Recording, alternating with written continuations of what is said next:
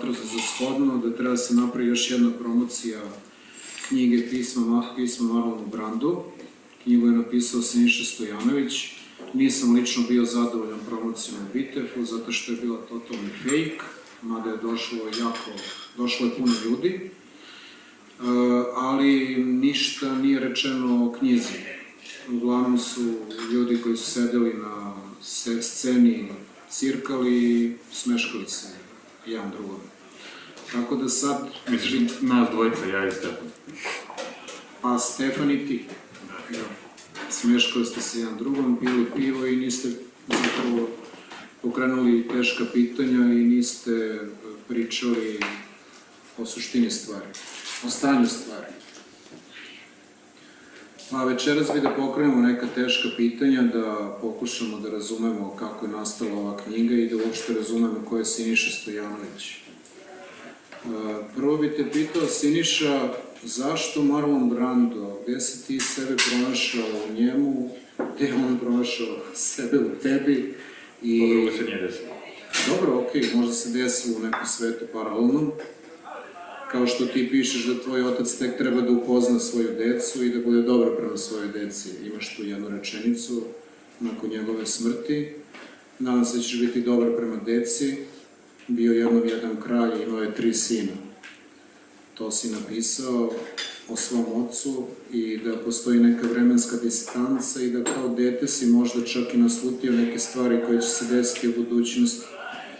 I da možda postoji taj vremenski prolaz, da neke stvari koje su se desile u budućnosti ti kao dete si možda sanjao ili naslutio. I kada kažeš svom mrtvom ocu, budi dobar prema svojoj deci, doći ćemo i do toga na što se misli.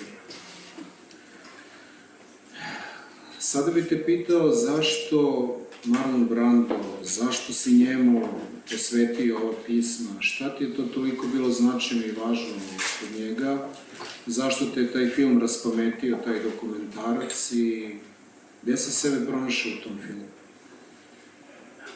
Kao prvo, dobro večer. Kao drugo, odgovor na tvoje pitanje, zašto Marlon Brando?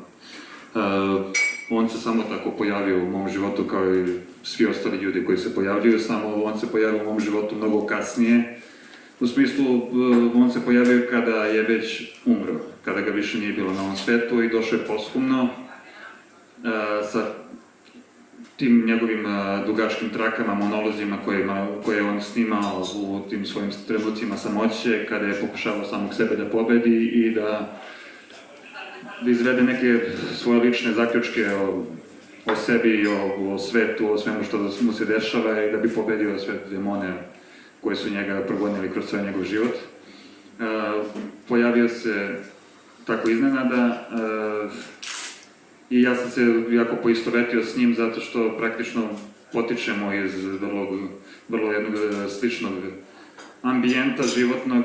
Njegovi roditelji su bili teški alkoholičari, moji roditelji su bili teški alkoholičari, odrastao sam u porodici u kojoj je bilo sasvim normalno da ljudi leže po podu mrtvi pijani, da se svađaju, da se tuku, da se sve dešava samo ono najgore i to jednostavno onako, što se kaže, prihvatljivo i podnošljivo, s obzirom da nije potpuno neprihvatljivo i potpuno nepodnošljivo. Nekako život ide s tim i odrastanje ide s tim i tako je išlo i njegovo odrastanje kao što je proticalo i moje odrastanje moje braće, odrastanje mnogih ljudi koji jednostavno su osuđeni na to da odrastaju u alkoholičarskim, nasilničkim porodicama, disfunkcionalnim i ovakvim onakvim.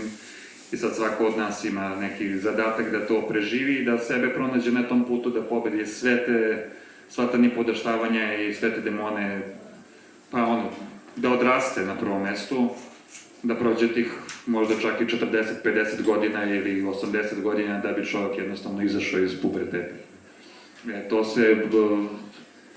To je veliki problem kod ljudi koji se rađaju, odrastaju i razvijaju se u takvim porodicama. Takav život je bio njegov, takav život je bio moj. Sad njegov Marlon Brando je jedna zatvorena knjiga i o njemu se može suditi zato što, kao što kaže Crnjanski, rep se u vuka meri tek mrtvom. tako i Brandu. On je taj film nije snimio on, ali snimio te trake monološke u kojima on govori o svom životu. Po njemu možemo suditi i njega možemo meriti, a moj život još nije merljiv, njemu je nemoguće suditi, ali eto, poistovetio sam se s njim, vidio sam sebe u njemu, vidio sam te posljedice, konsekventnost tog života, svega što se dešavalo i nekako sam počeo da pišem tu knjigu obraćajući se njemu i ta knjiga je zapravo jedan timeline svoje vrste, jer ona počinje u tom gledanju filma Listen to me Marlon, u dokumentarcu posvećenom Marlonu Brandu i završava se negde posle smrti mog rođenog oca.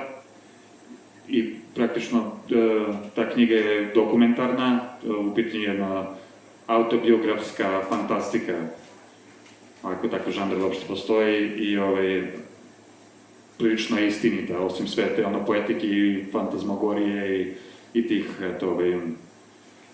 vrludanja o kojima sam ja pisao i tim, to sve nije baš crno na belo to što jeste, ali to je zapis stanja i zapis dešavanja, eto, u jednom. Zapravo je i poezija i s druge strane dokumentaristika u jednom.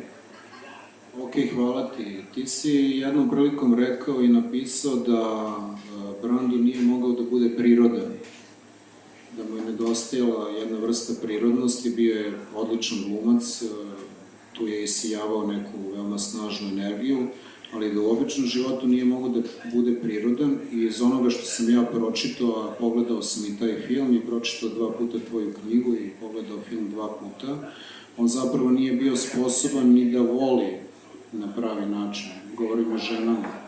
Tako da ako govorimo o ljubavi i o prirodnosti, da li možda negde si u njemu video neku svoju senku ili nemogućnost da se vole neke žene, da kroz neku tvoju prošlost i istoriju zaista ne možeš zaista da posvetiš ljubav nekim ljudima i da zaista zbog svega onog što ti se desilo ti ne možeš da budeš ni prirodan na neki način. Spontan prirodan, nego si prisiljen na nekom mimikriju. A ovde postoji jedna rečenica, rekao se, to je zabeleženo i na magnetofonskoj traci.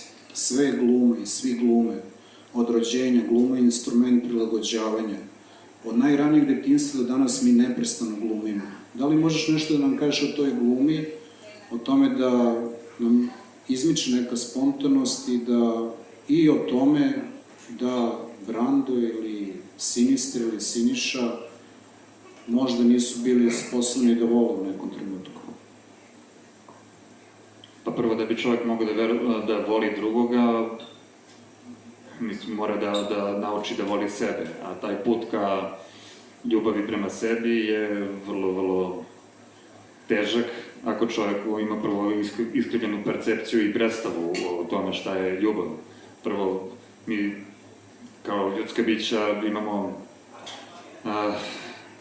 učimo iz primjera i nemoguće je da formiramo svoje predstave prema nekim drugim stvarima za koje nismo čuli ni koje nismo videli, a sve predstave od najranijih dana formiramo prema tome što imamo priliku da vidimo. I to nije samo što nam je neko nešto rekao, nego je ono što je nama neko pokazao.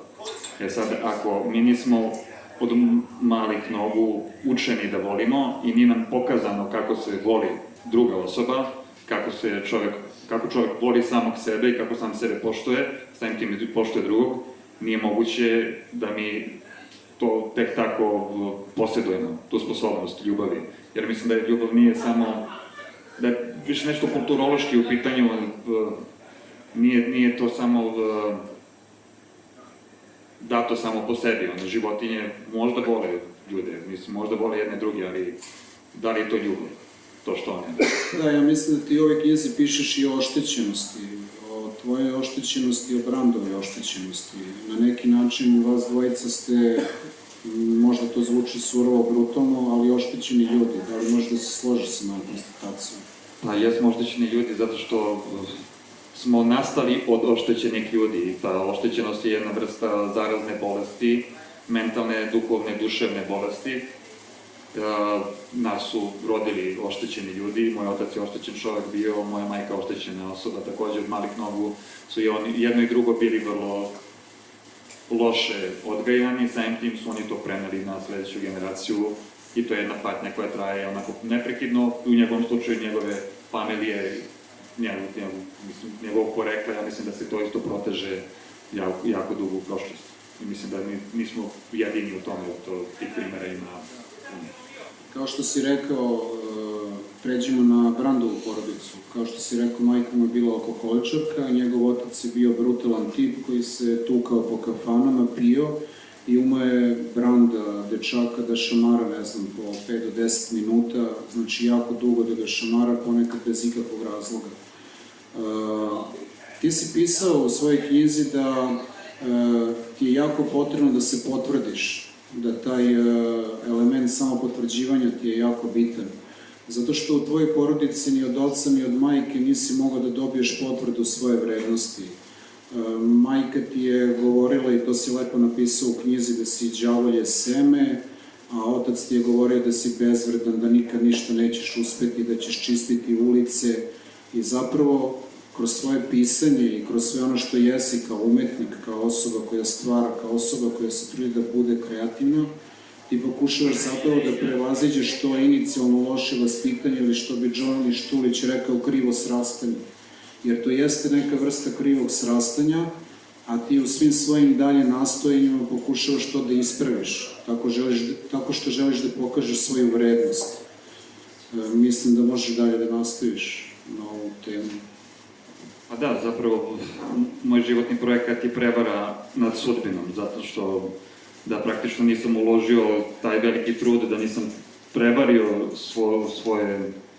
svoje potencijale, one koje su me formirali, ja bih danas zaista, ne znam šta, možda ne bih postojao, umro bi 100 puta do sad, ne bih preživeo, bio bi neka fleka od čoveka koji se vuče po ulicama i ne znam šta radi sa sobom. Da li si bio prisiljen tokom svog života da se pretvaraš, da sebe na neki način robotizuješ, da nateraš sebe da funkcionišeš po nekom mehanizmu, da se smejaš kad ti nije do smeha, da pričaš kad ti nije do pričanja, da ćutiš, a pričao bi, ili da klimaš glavom kad ti neko nešto priča, ne slušaš ga upravo zato što nisi mogao da pronađeš tu neku životnu radost. U tome nisam ništa drugačiji od drugih ljudi koji su prisiljeni. Masa ljudi radi, da. Prisiljeni da učestvuju u nečemu čemu im se ne učestvuje. I tu se rađa jedna vrsta i destrukcije, ratobornosti, ti o tome pišeš recimo u ovom delu. Nisi ti nikoga zaboravio, baš zato što ih se sećaš, toliko ti nedostaje. Nisi ti kriv, prestani da se boriš, spusti ruke. Volimo te, čoveče. Ti se stalno bijaš, nije to zabavno. Mi te čekamo. Ostavi rukavice i čekići, izađi iz sobe. Ona ima vrata, otvori ih i izađi. Zaboravi na taj zadatak, učitelji više nisu tu. Sada si ti, učitelj, slušamo te. Naspavaj se. Sutra je novi dan zbog kog vredi ustati. Vidjet ćeš, tu su ljudi. Doći će kad čuju da si bacio koplje tako daleko da je nemoguće stići do njega. Ne brini, niko ti ga neće vratiti. Iskopaj crno srce iz grudi i seti se. Duboko, zaboravi, svet ima boje. Hajde da pričamo o tom koplju, koliko daleko možeš da ga baciš. Da li možeš zaista da pridobiješ ljude svojom umetnošću, svojim pisanjem, svojim stvaralaštvom? Da li možeš na taj način da izlečiš sebe? Kažu da umetnost leči. Da li možeš... Ti si probao da se lečiš raznim stvarima, drogom, alkoholom, tabletama, ali da li može da ti izleči umetnost i pisanje, da te promeni kao čoveka? Pa ne može, ali to je bio jedan od mojih instrumenta odrastanja. Kroz pisanje sam ja uspeo da odrastam. Sve ono što nisam uspeo da uradim kroz muziku, kroz sviranje, uspeo sam da uradim kroz pisanje. Sve ono što ja sam sebi nisam bio jasan, nisam znao ko sam. Morao sam sebi da smislim avatara, morao sam da postanem neka vrsta Avengersa, Sinister, neki zlokopnik, superheroj, antiheroj, šta god. I kroz tu ličnost sam ja praktično kanalisao sve svoje naglone i svoje razumevanje i nerazumevanje sveta i samoga sebe i tako dalje, i pisao o tome i bacao to na papir i na taj način samog sebe upoznavao i nalazio granice i svojih mogućnosti i probijao granice i kroz te nastupe, kroz čitanje poezije, od toga kada sam se tresao na sceni do toga kada sam mogao da vladam tekstom i da izvodim slam poeziju i da radim sve što sam mogao. I na kraju sam odbacio tog Sinistera, tog super heroja, antiheroja, opet sam uzeo svoje ime i prezime i nastavio da funkcionišem kao, ajde da kažem, uslovno rečeno ličnost.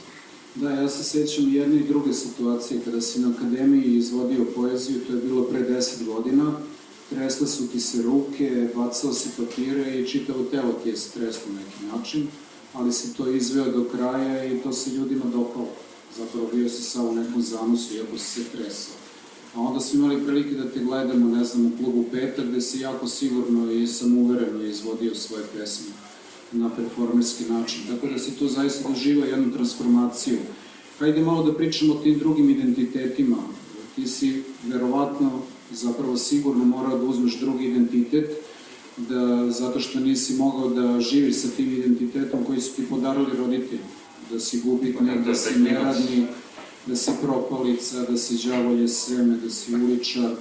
I na neki način si pokušavao sebe da izgradiš, kao što neki ljudi sebi promene ime, daju sebi neko drugo ime.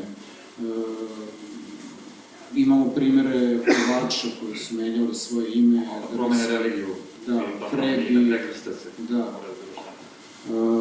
Samo da bi postali neko drugi i da bi sebi izgradili od nule. Tako da si ti bio Sinister, zlostupnik, neko ko sluti stvari naslućuje, i pričat ćemo još o tome. Ja mislim da je to, taj nadimak ili ime Sinister nije nešto što si odbacio do kraja. Mislim da ti se to vraća na neki način, ali to ćemo pričati u drugom delu promocije. I čak jedno vreme si bio Sinister Borg. Borg ako ste gledali Zvezdane staze, znate ko su Borgovi, to je spoj tela i mašine. Imao si i tu potrebu negdje da funkcionišeš kao mašina, da budeš robotizovan, možda zato što mašina ne osjeća bol, možda zato što mašina ne osjeća patnju. Kao savršenje od tog ranjivog ljudskog bića sa svim tim manama. Da. Ti si podelio knjigu bukvalno na 3 dela. Prvi deo knjige se odnosi na to da ti obraćaš Brandu, da govoriš o sličnostima, o tome gde ste braća, gde se pronalazite, a drugi deo knjige je posvećen lekovima. Lekovima koje si uzimao i koji zapravo su ti ubijali nagone. Da li možeš nešto da kažeš o tome kako si pisao na lekovima, kako se to održavalo na tvoje pisanje? Pomenješ neki betonski poklopac koji se spuštao na tebe kada uzimaš te lekove i koji ti je zapravo ubijao na neki način volju za pisanje.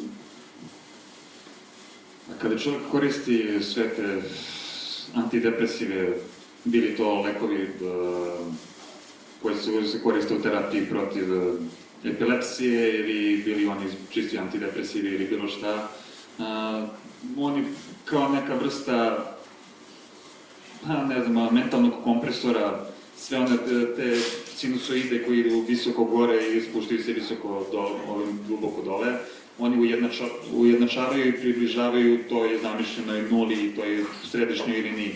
Samim tim oscilacije tih emocija i svih tih senzacija koje čovjek osjeća su mnogo manje, samim tim je to mnogo manje opterećenje za jednu funkcionalnu osobu zrelu koja treba funkcioniš u odnosima i u svetu i tako dalje.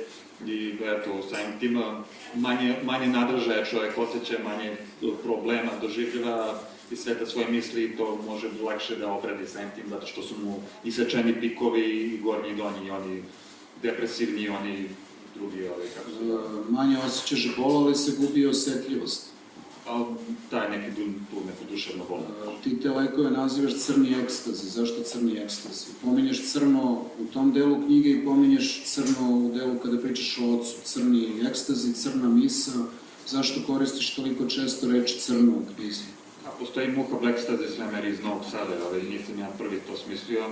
a ovo crni ekstazi je kontra ovom klasičnom ekstaziju. Probutaš tabletu, osjećaš se savršeno, nekoliko sati to prođe i svima dobro, ovo je ekstazi gde se osjećaš nešto bolje, ali to traje mesecima, nekad i godinama.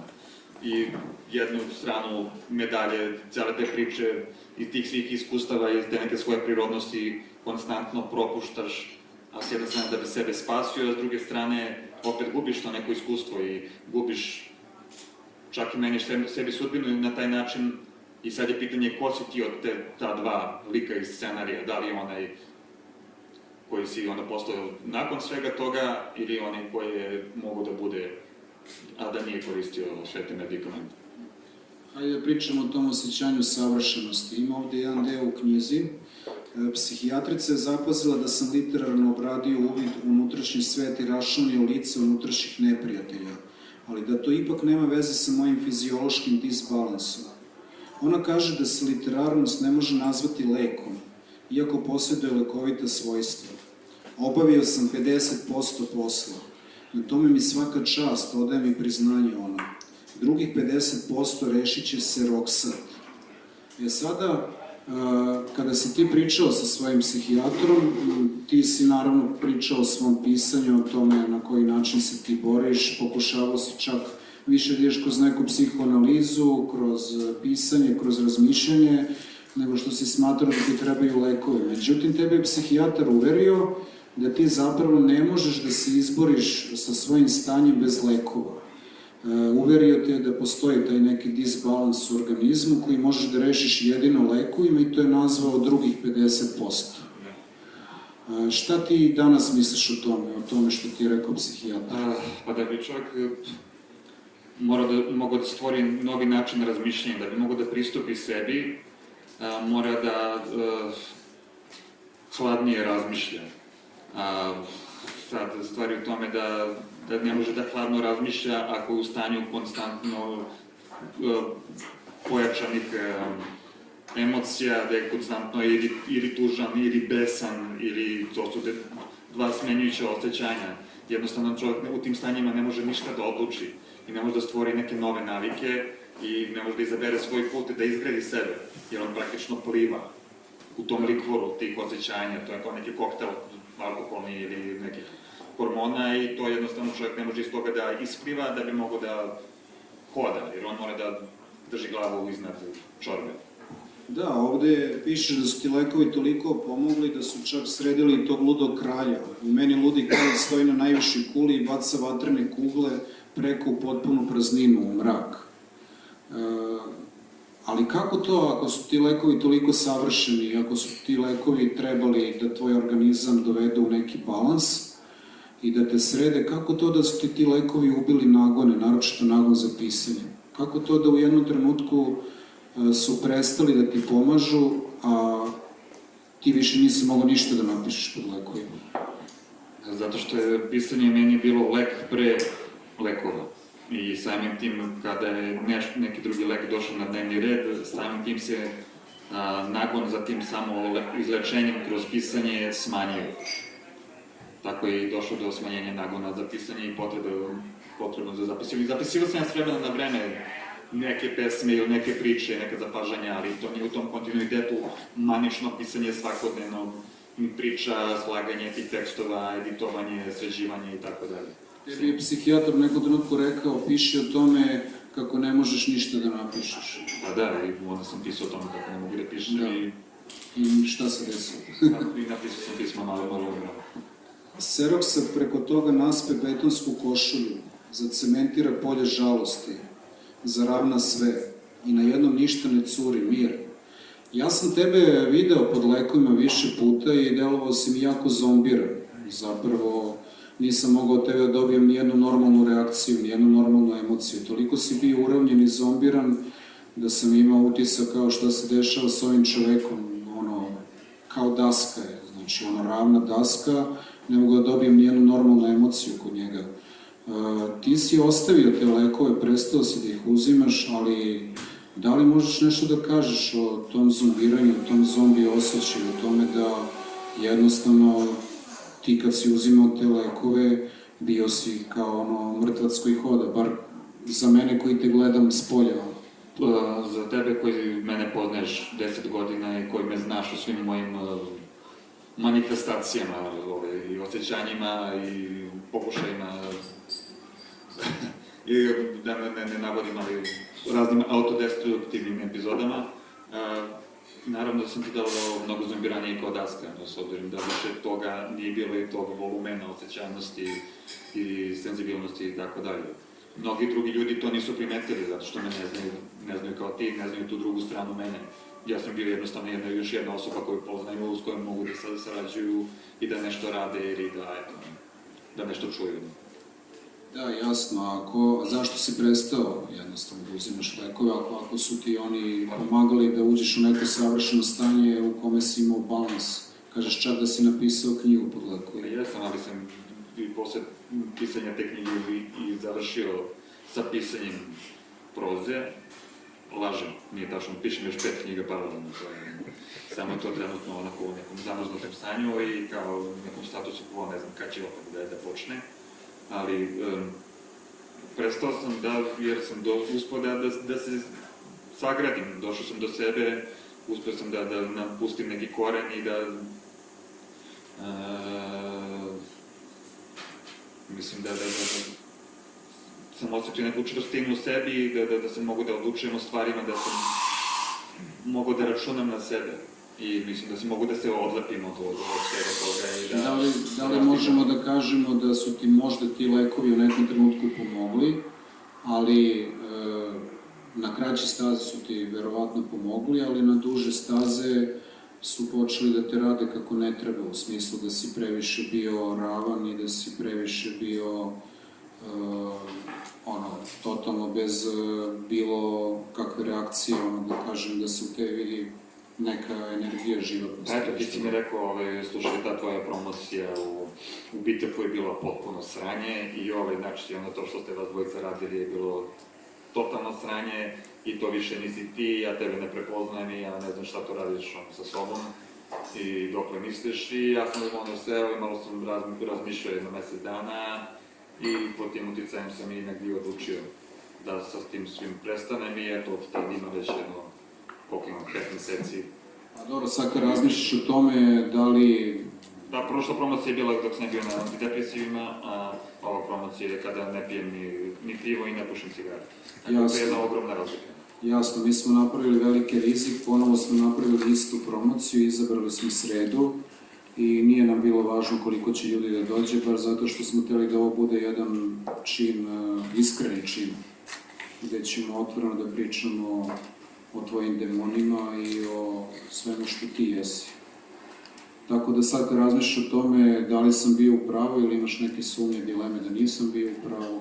Da si ti bio u pravu, da ja nisam bio u pravu. Da sam bio u pravu kada sam ti rekao da kao lekovi ste napravili zombijem i da... Ne, u to uopšte nemam sumnje, mislim da si pojavio u pravom trenutku da mi kažeš to i da je jednostavno zavrnim slavinu i da kažem dosta je bilo. Dobro, hajde da pređemo na ovaj deo knjige koji nema veze sa lekovima, nego ima veze sa tvojim odrastanjem. Ti pričaš o ocu i tu postoje po meni 3 zanimljiva momenta. Prvi moment je kad ti sa svojim drugom Milanom odlaziš u restoran Devetka, znači sa Mikijem i njegovom devojkom sam otišao u Košutnjaku u restoran Devetku i u jednom trenutku ti si tamo izgubio vid. Da. Oslepeo si i bio si bukvalno slep pola sata dok smo sedeli, pili smo neko pivo i ti si u jednom trenutku oslepeo i video si tugu. Možeš li nešto da kažeš o tome kako, zašto, šta se to... To se dešavalo u periodu kada sam odlučio da prethodni put ostim antidepresive i u trenutku kada smo otac i ja bili u svađi i prošli put kada smo se videli prethodni put, to je bio poslednji put da sam ga ja video živog i po svemu sudeći u tom momentu kada sam ja doživljavao slepilo, kada sam vidio to dugu i sve to što se dešavalo u tom momentu, očigledno to bio moment kada je on gubio svoj život, kada je umirao i tako dalje.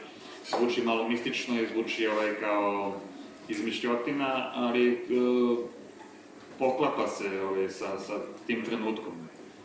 sa tim terminom, da kažem. Hajde tu da zastanemo. Vratili bi se sada na tvoj izmišljeni lik, znači na tvoju ličnost koju si izgradio od nule, a zove se Sinister. Sinister je zloslutnik, neko ko može da nasluti, neko ko može da predvidi neko zlo ili neku tragediju. Da li je moguće da u tom trenutku je Sinister, kada je video tugu, zapravo naslutio da se nešto dešava sa njegovim ocem, da njegov otac umire, da leži na podu, prebranut preko stolice i da prolazi kroz užasne bolove i da njegova smrt uopšte nije bila laka. I da možda si ti tada reagovao jer si to nagonski osetio, naslutio. Ne bih prvi put u životu da se saosećam sa stvarima koje ne vidim i koje se nalaze pored mene i tako dalje, ali ja toga nisam bio svestan, ali s obzirom da su se još neke stvari dešavale koje su pratile i tu dugu i to slepilo i padanje slika sa zida, večer nakon toga i sve i svašta i trebalo je brat i ja da odemo da posjetimo oca i da se vidimo s njim i da se ispričamo, da se pomirimo nakon tih svađa silnih svega što se dešavalo i meni neka sila nije dala da odim tamo i praktično mi nismo otišli, narednog jutra nas su zvale komšije da dođemo jer se nešto mnogo loše dešava. A da je to samo jedna stvar pa da kažemo da je slučajnost, ali to su tri povezane događaje. Znači ti pola sata si slep i vidiš dugu, nakon toga dolaziš kući, raspremiš se, legneš sa ženom u krevet, u toku noći 3 slike padnu sa zida, razbiju se uz ogroman tresak, ujutru se budiš, u užasnoj si depresiji, ne možeš da odeš na posao i kažeš gazdi da nećeš doći na posao i ceo dan si u nekom jako čudnom stanju, osjećaš se kao da si jako bolestan u nekoj depresiji, gutaš lekove i ne možeš da ustaneš čitav taj dan iz kreveta. To se sve dešava zapravo u trenutku kada je tvoj otac umirao. Znači, po meni to je slutnja, ti si jednostavno video, naslutio si, predvideo, upio tu energiju da se nešto dešava.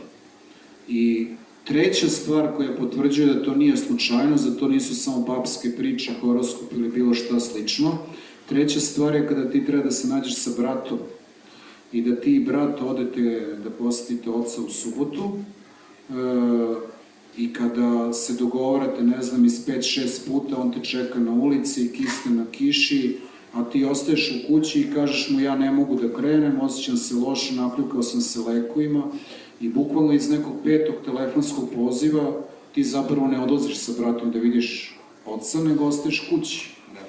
Znači ti si jednostavno osetio nešto jako neprijatno, nešto bolno, ti si zapravo osetio smrt svog oca na 3 različite načina. Ali ja ni u jednom trenutku nisam bio svestan toga da je to znači to, nego je to jednostavno tako uticalo na meni. Ja sam se ponašao u skladu sa osjećanjima, ali bez toga da ja njih dešifrujem. Samo je vreme dokazalo šta to zapravo znači. To da mene vreme čuvalo od toga da ja odem tamo kad ne treba.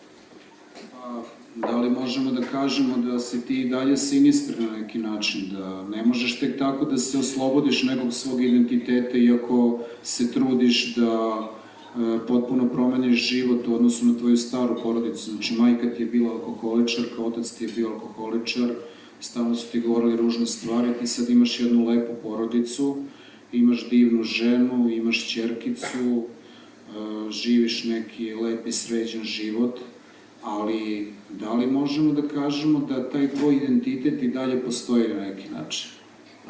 Sve te stvari koje mene prate i koje su stvari formirale Sinistera, dešavale su se i pre nego što je Sinister formiran neke 2005. godine. A mislim ja postojim od 81. Tako da je Sinister bio samo jedna faza. Činio si razne stvari da predvidiš.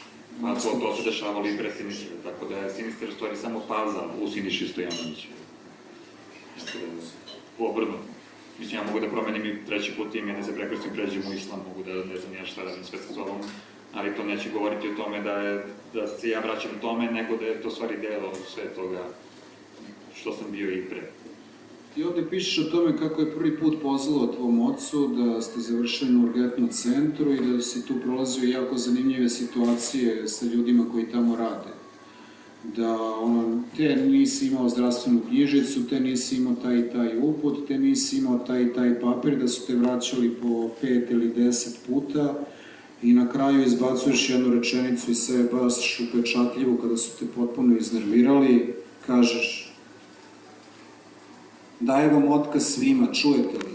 Izađite napolje, sam ću operisati oca.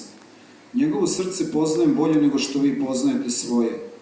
Izbacili ste drvene klupe iz hodnika i zamenili ih plastičnim. Sad više nemam čemu da se nadam, nemam u šta da kucam. Neka, operisat ću ga sam. Kada ti jednostavno govoriš o tome da bi ti zapravo želeo da budeš neki hirurg ili doktor. Ne bi želeo da neki hirurg, samo to Naravno, način da funkcioniše naš zdravstveni sistem. simbolično, da. To je katastrofa u tome.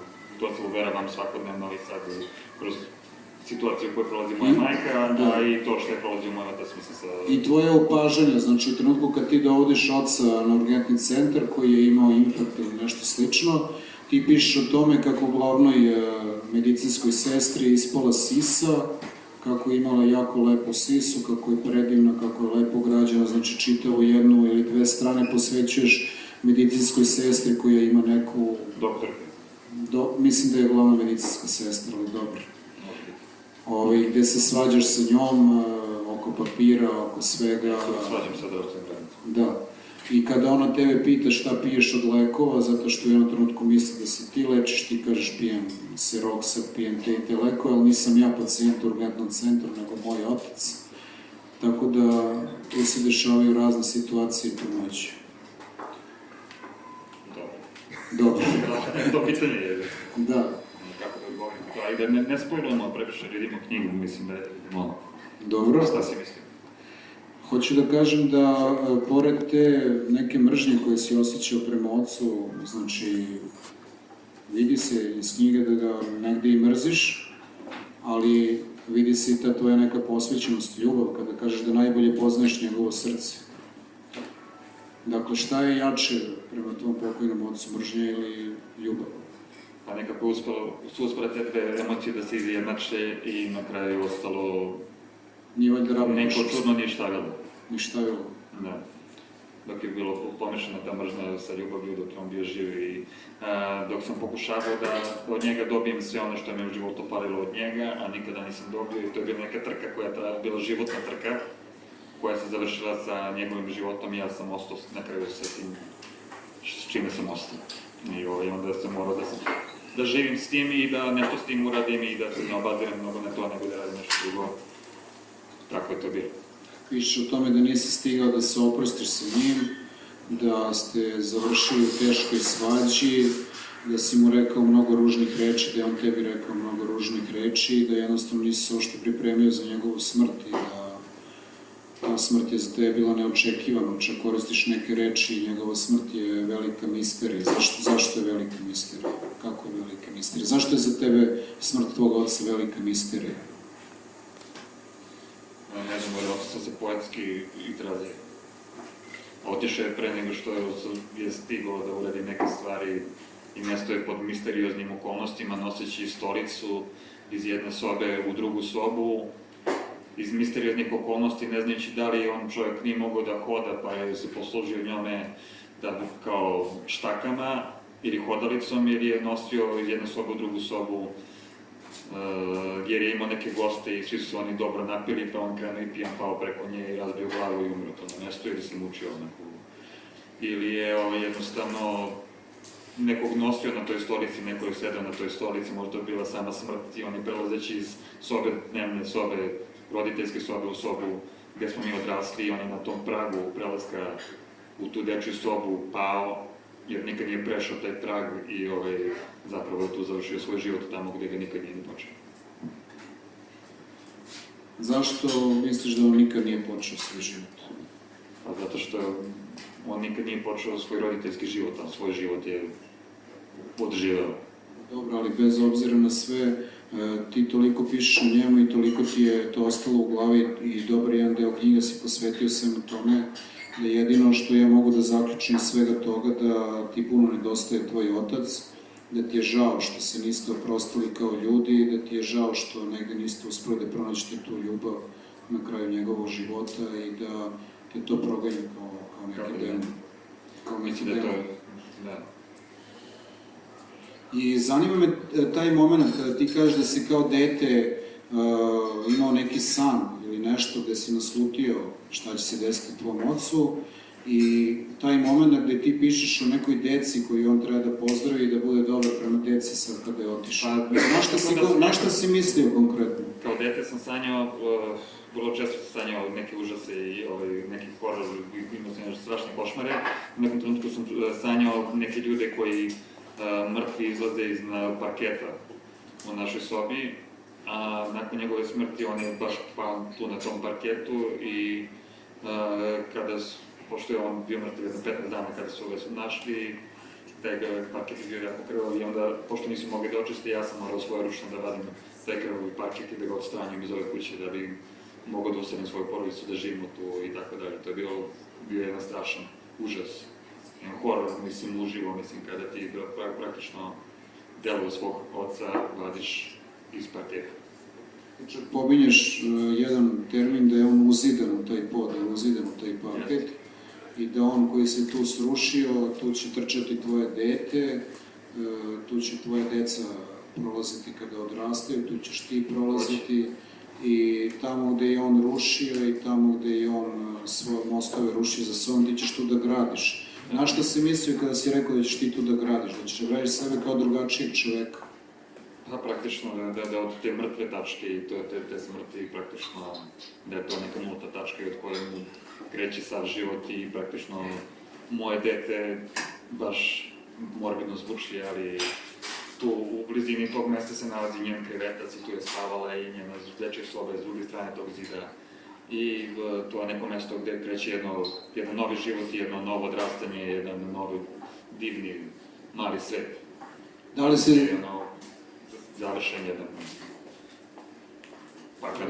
Da li si sada sposoban, neću da kažem da te njegova smrt na neki način sigurno te nije oslobodila i sigurno te nije zakucala u smislu da će te to proganjati večno, ali da li ti je možda negde ta njegova smrt omogućila da ti počneš da živiš? Na neki čudan način jeste.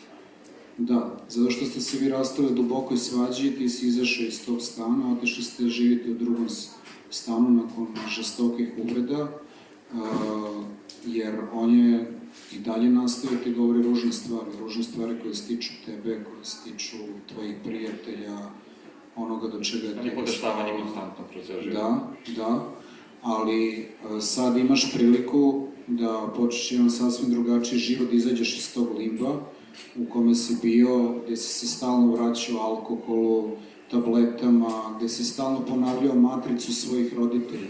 Sad imaš priliku da izađeš iz te matrice i da počneš jedan sasvim drugačiji život, da izgradiš neki novi lik kao što si gradio likove Sinistera, Borga, sada možda gradiš neki treći lik koji je potpuno suprotan tvoje stare porodice, neku novu i drugačiju porodicu. Čak kažeš, sigurno ću jednog dana urliknuti na svoje dete, sigurno jednog dana ću se ponašati prema detetu kao što se moj otac ponašao, da je dio, da je đubre, ali ti ako si svestan toga da u sebi nosiš svog oca i da tako nešto možeš da uradiš, postoji velika šansa da to nećeš nikada uraditi.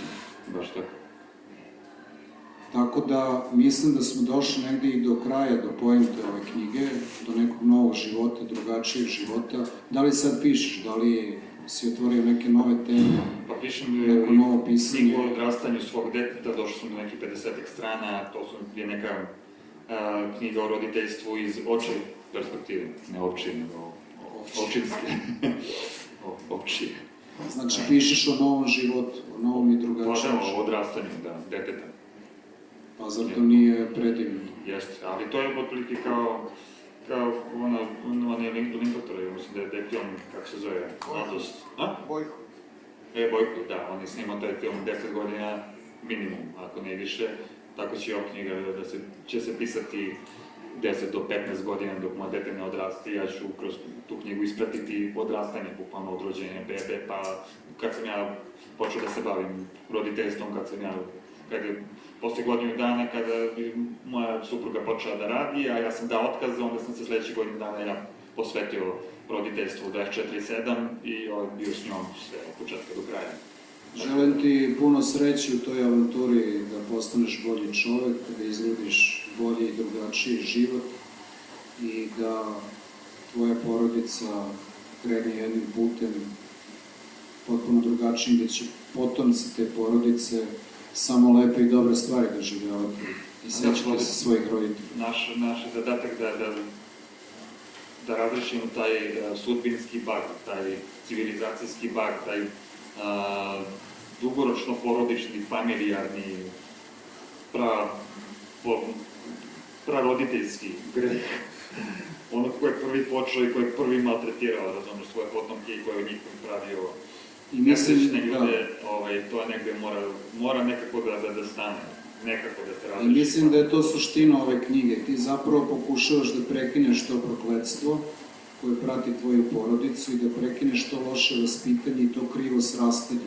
Pokušavaš jednostavno da staviš tačku na to krivo srastanje, da tvoja deca i deca tvoje dece mogu da rastu na pravi način. I to je ta tvoja velika misija koju ti pokušaš da ostvariš ne samo preko tvog pisanja, nego i večeras ovde i uopšte svojim načinom života sada. Da, to je neizvjesna bitka, ne znaš šta ga sutra čeka i kakav će čovjek postati, u kako će dedu izrasti. Da. I na kraju ove promocije pitao bih te još jednu stvar. Da li je ova knjiga, kada je bila završena, kada se našla u prodaji, omogućila nekim književnim krugovima da je koriste kao argument da si ti, ne znam, psihički poremećen čovjek sa kojima ne može da se razgovara, koji nije za saradnju, sa kojim ne postoji nikakav dogovor. Dakle, da li su ljudi iz nekih određenih književnih krugova iskoristili sve ono što si ti otvorio, pričao o sebi, da kažem, on je ludak, ne možemo mi s njim da sarađujemo. Pa desilo se da su me nazvali ludakom u trenutku kada sam izdavačku kuću koja mi je objavila zbirku poezije nazvao lopovima, pošto su mi ukrali knjigu objavili su mi knjigu i prodio knjigu bez ugovora, bez autorskih prava, bez ičega. I nakon što su izjavili da će da prekinu saradnju sa mnom, nastavili su da je prodaju, nastavili su da je štampaju, da reklamiraju i tako dalje. I svaki moj komentar na tu temu osuđuju i karakterišu kao ludački. I to je sad na njihov savest, dešava se. Zar to nije strašno da neki ljudi koriste tvoje knjige samo zato da bi izbjegli odgovornost i da bi koristili, ne znam, tvoju dijagnozu, da se tu završi svaka književna rasprava i svaki razgovor o tome da neko zarađuje na tvojim knjigama, da neko uzima novaca, da ti nisi video ni dinara od te knjige. Te knjige poezije, gde sam ja inače bio gost u petak. Tako da eto, ja bi sa tim završio ovu promociju. Nadam se da ste uživali. Nadam se da vas nisam preopteretio i da se vidimo... Nismo bili zabavni, ali nismo bili ni dosadni. Nisam bili ni dosadni. I nadam se da ćemo se ponovo vidjeti na nekim događajima koje organizujemo, gde nam uvek dolazi jako mnogo ljudi. Eto, toliko o tome. Hvala Milane, hvala vam.